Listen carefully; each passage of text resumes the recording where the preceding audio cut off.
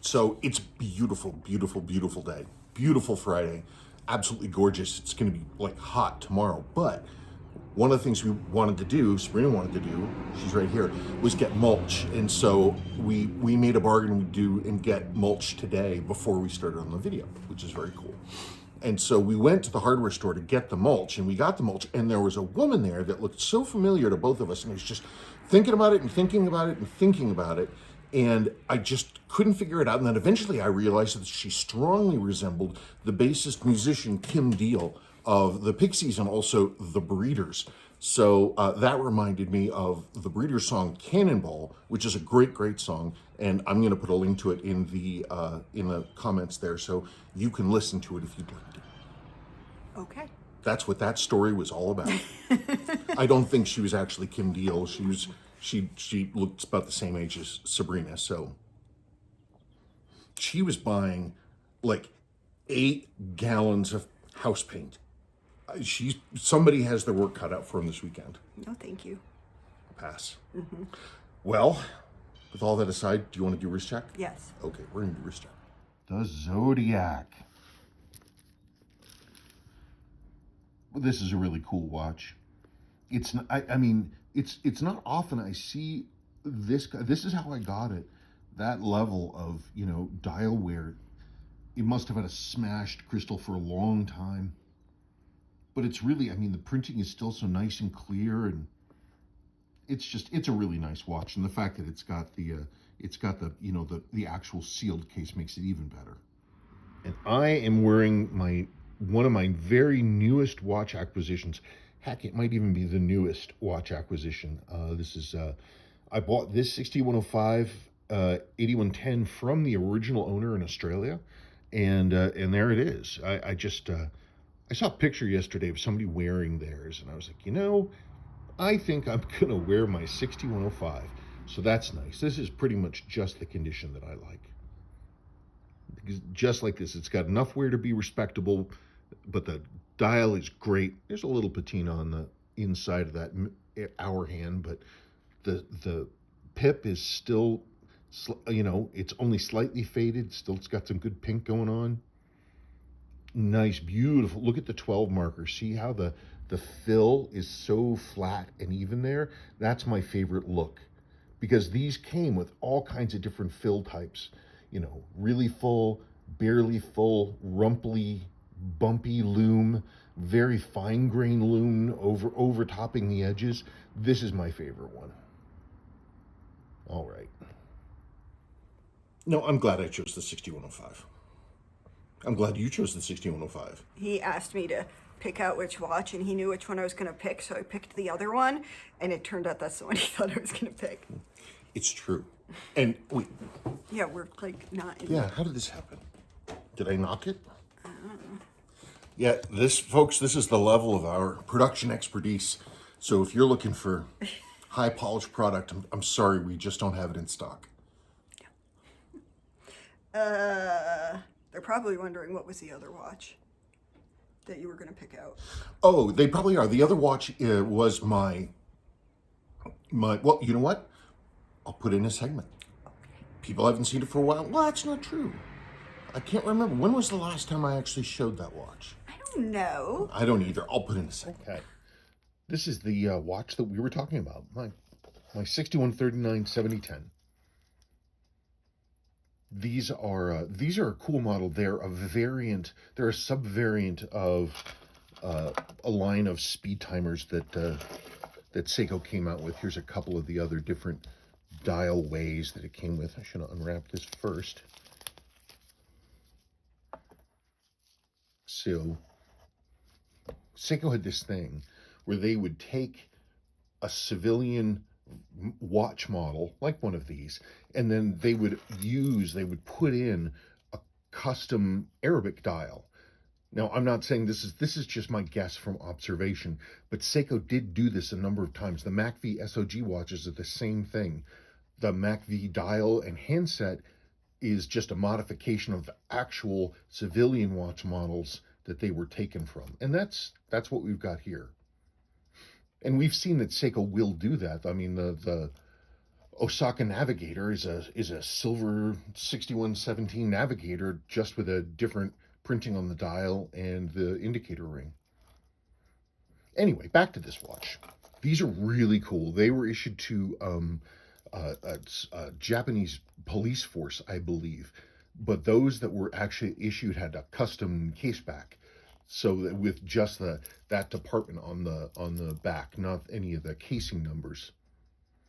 I've never had one of those original ones. Seiko also made them with a standard case back.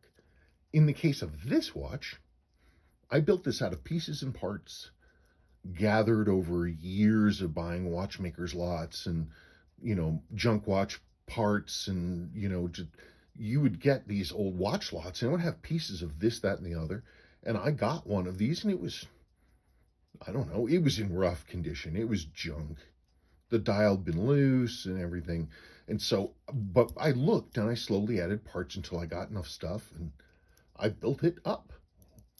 I put on a one-piece sweep because I like the way the one-piece sweep looks. It's a little more visible for me. But I didn't have a case back of either type, either the civilian type or the police type. So I put in a display case back that shows off that red text 21 jewel JDM movement. This is the correct bracelet. It's a really nice watch. These are cool. Look at the condition on this one.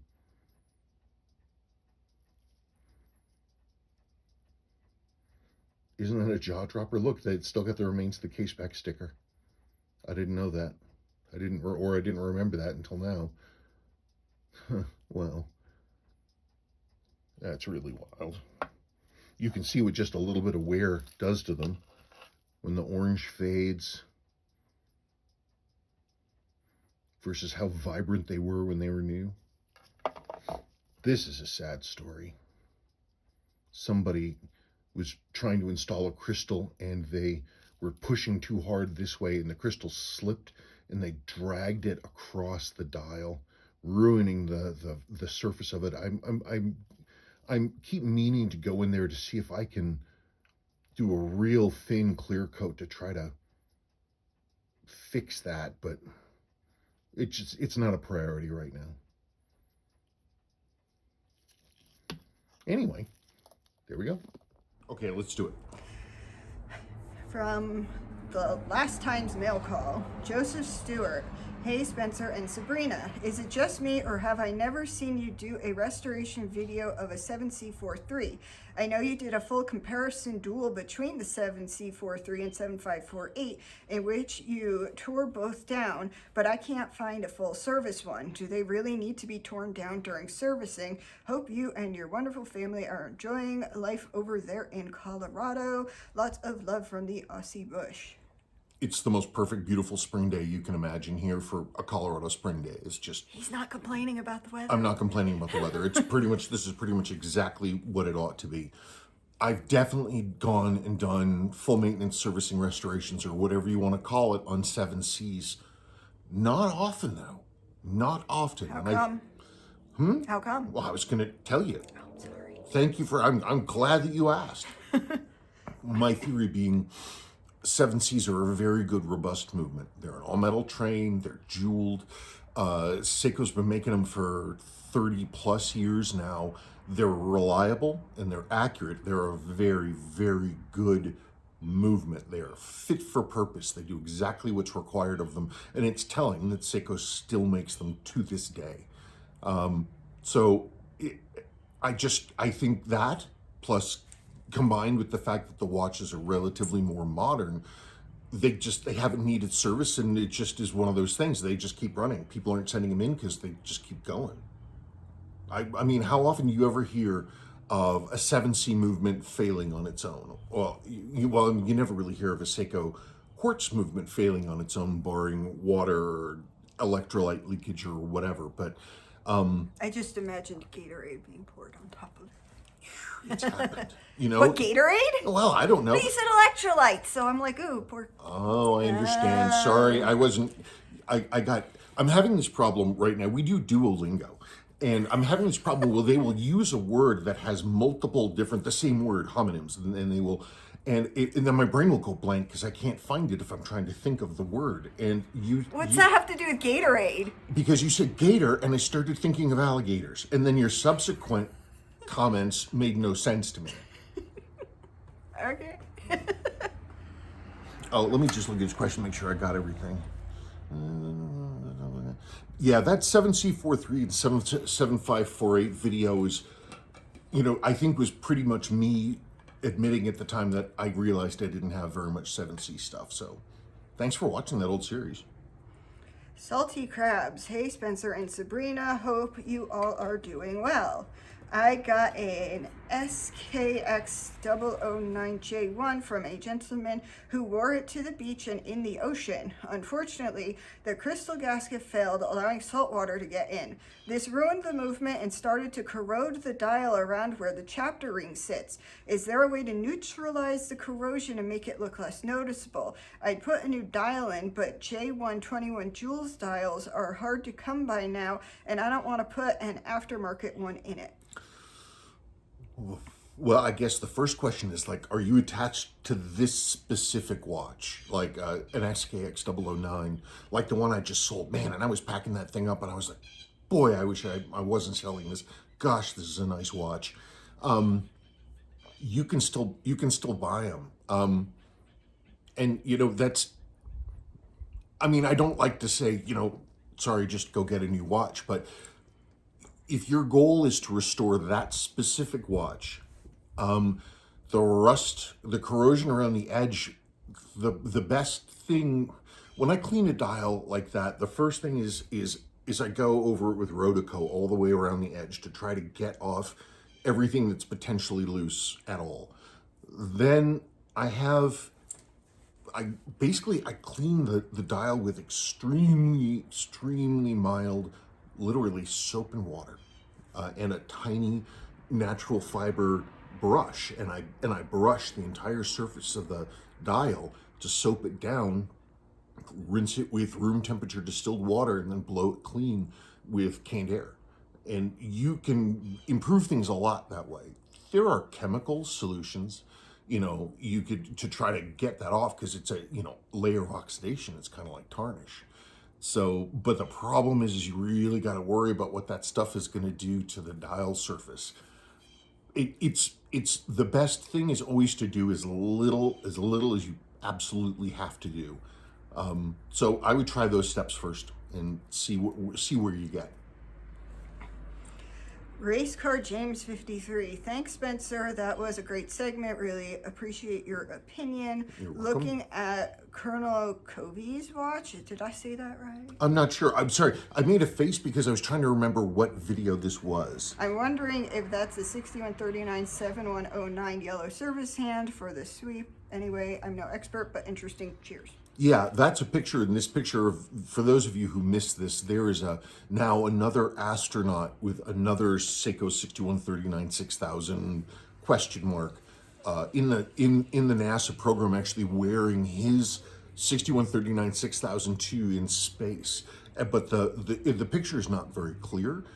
But I also noticed that it looked like it had a yellow sweep.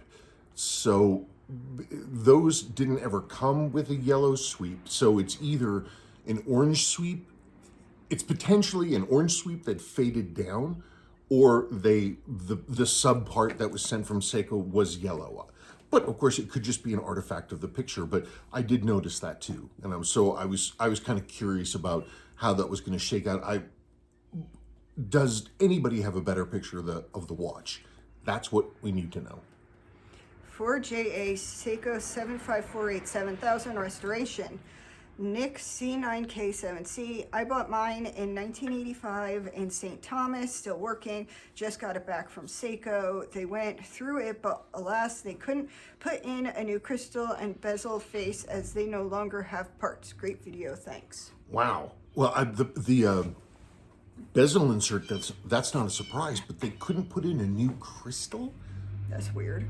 I mean, I have those crystals. I mean, they can always contract from me. I'll supply them. I'll be happy to do that. Heck, my crystals have better clarity than theirs did. It's true. But, well, at least in my opinion. But that's crazy they couldn't put in a new crystal for you. That's really wacky. But anyway, I'm glad that you have your original watch. If you ever do want a crystal put into it, by gosh, we sell them right on our webpage at www.kleinvintagewatch.com//crystals. Okay.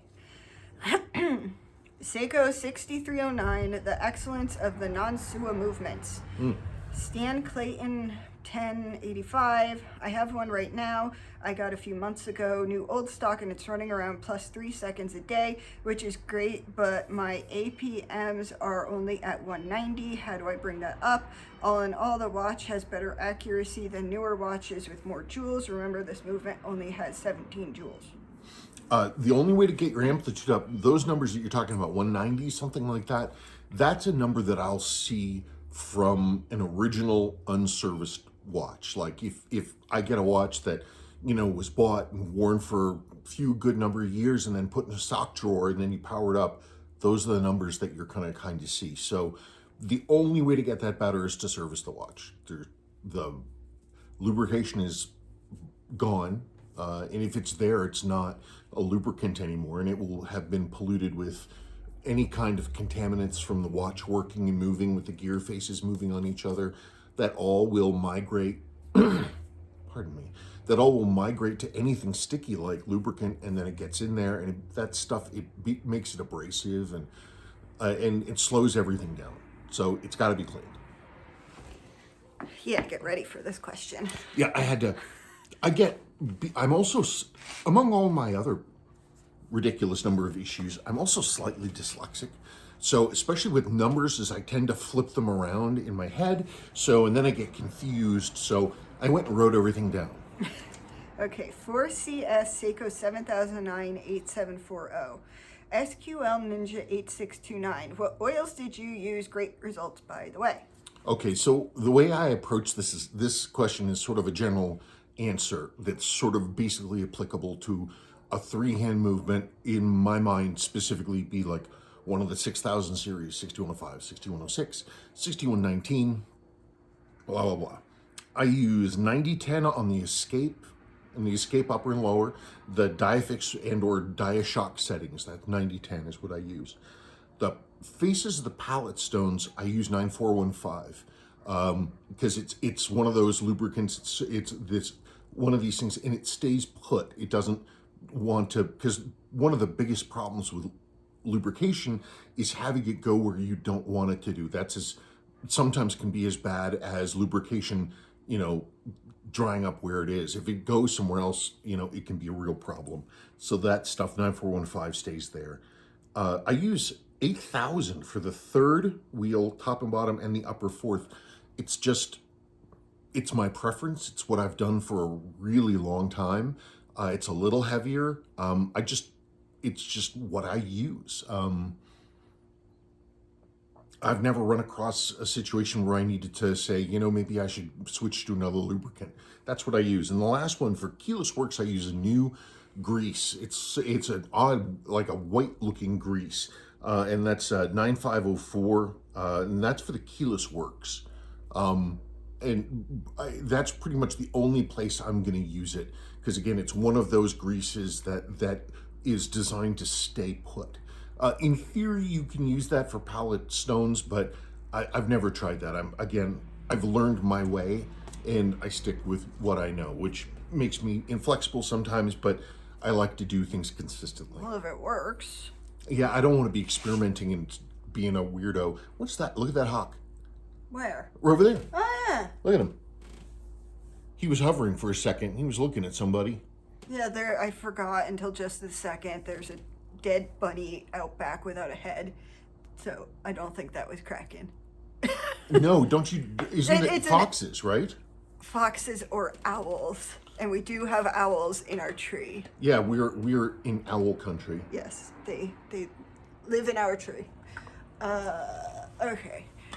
4HH Seiko. Is that dude wearing just overalls? No.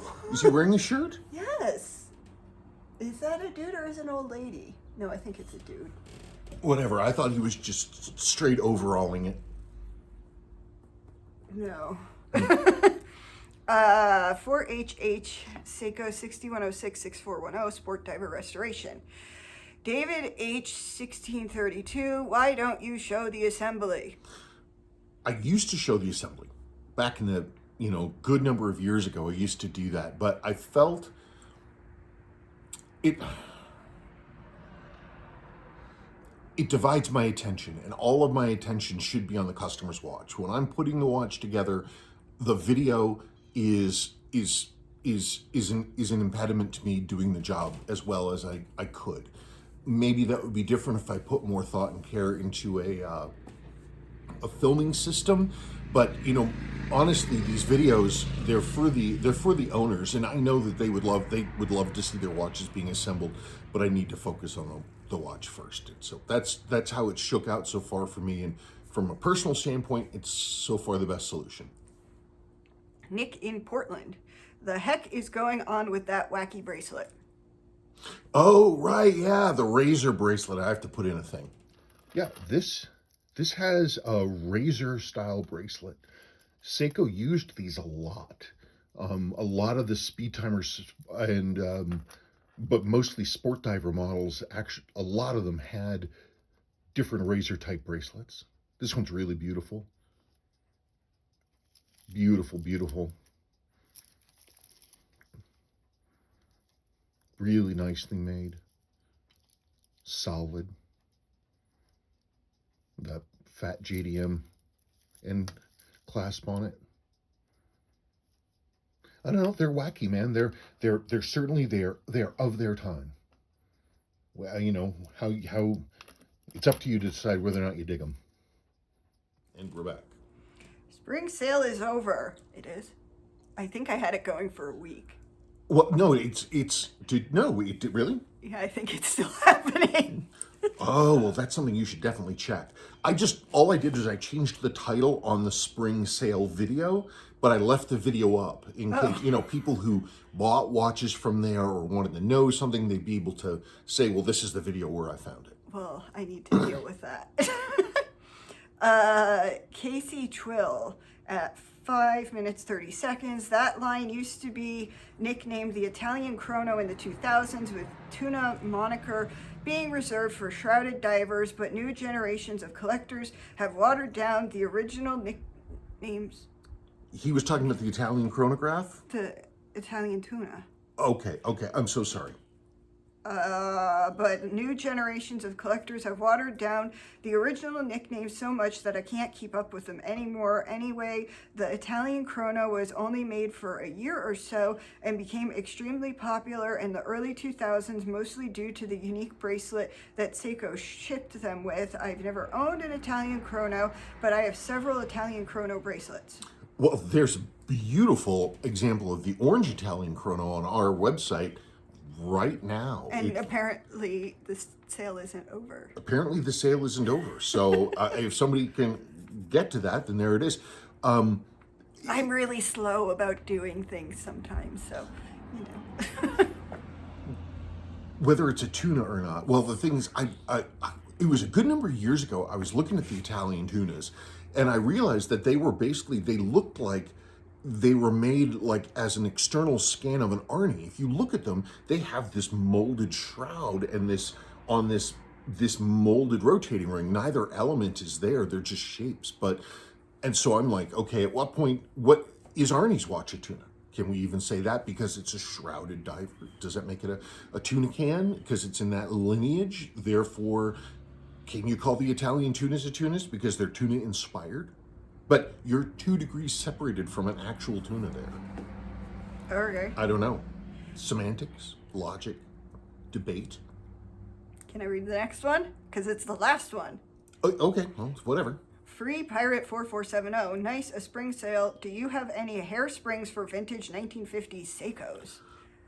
That's a wacky question. Yeah, we've never had that question. The problem is vintage Seiko parts are hard.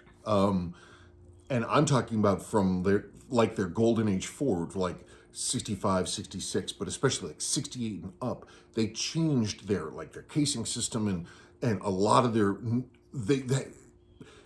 a lot of their old part numbers were no longer applicable.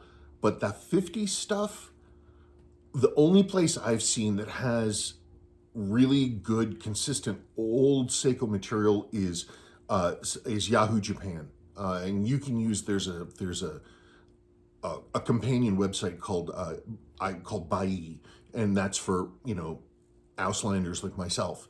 And you can use that and you can search, but the problem is you need to get the information about what the actual old part number was. So you're going to have to, get your Google Foo going and getting that part number, and then being able to input that part number, specific Seiko part number, in Yahoo Japan and see if anybody has it coming out.